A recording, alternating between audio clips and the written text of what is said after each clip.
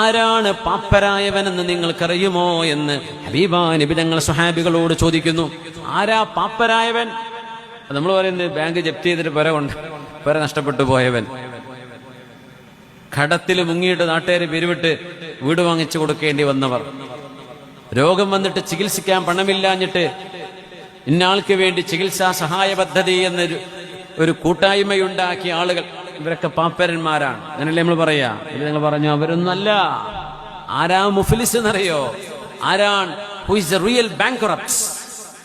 ഏറ്റവും വലിയ പാപ്പരെന്ന് പറയുന്ന ആൾ. ബാങ്ക്റപ്റ്റ് എന്നതിന് പറയാം മുഫ്ലിസ്.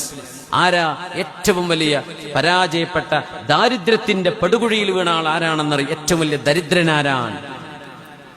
ഒരുപാട് നിസ്കാരവും കുറേ സുന്നത്ത് നോമ്പും കുറേ മജ്ലിസുന്നൂറും കുറേ ദിക്റുകളും കുറേ സ്വലാത്തും അതിനിടക്ക് കുറച്ച് ഉംറയും റമളാനിൽ കുറച്ച് കരച്ചിലും അവസാനത്തെ പത്തിൽ കുറച്ച് ഇത്തികാഫും ഇതൊക്കെ കയ്യിലുണ്ട്. വഖദ് ശതമ ഹാദാ, അതോടൊപ്പം കുറേ ആൾക്കാരെ കുറിച്ച് കുറ്റം പറഞ്ഞിരുന്നു. വഖദഫ ഹാദാ, വേറെ ആളെ കുറിച്ച് പറയാൻ പാടില്ലാത്തത് പറഞ്ഞിരുന്നു.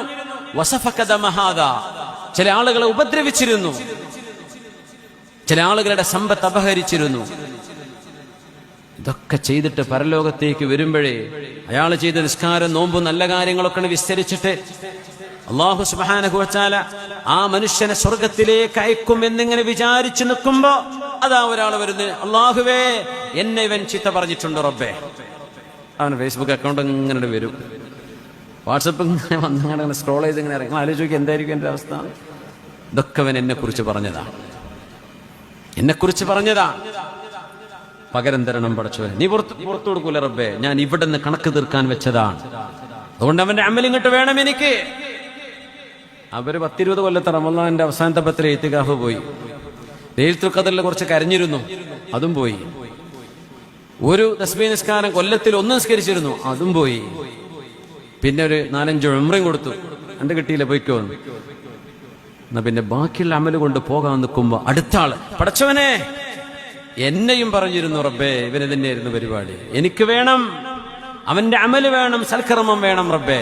കുറേ നിസ്കാരം നോമ്പും ദിക്റും ഒക്കെ അയാൾക്ക് കൊടുത്തു. അപ്പൊ അടുത്ത ആള് വന്നു. ഇങ്ങനെ വന്ന് വന്ന് വന്ന് ഇവന്റെ നന്മകൾ മുഴുവൻ ചോർന്നു, ഇനി കൊടുക്കാനില്ല. അപ്പൊ എന്താ സംഭവിക്കാന്നറിയോ? ഈ പരാതിയുമായി വന്ന ആളുകളുടെ തെറ്റുകൾ ഇവനോട് ഏറ്റെടുക്കാൻ വേണ്ടി പറയും, ആ പറഞ്ഞതിന് തുല്യമായ തെറ്റുകൾ. എന്നിട്ട് ഈ മനുഷ്യനെ നരകത്തിലേക്ക് വലിച്ചെറിയും. അവനാണ് പാപ്പരായവൻ, അവനാണ് മുഫ്ലിസ്, അവനാണ് റിയൽ ബാങ്ക്റപ്റ്റ് എന്ന് മഹാനായ റസൂലുള്ളാഹി സ്വല്ലല്ലാഹു അലൈഹി വസല്ലം. സ്വല്ലു അല നബി മുഹമ്മദിൻ വആലിഹി.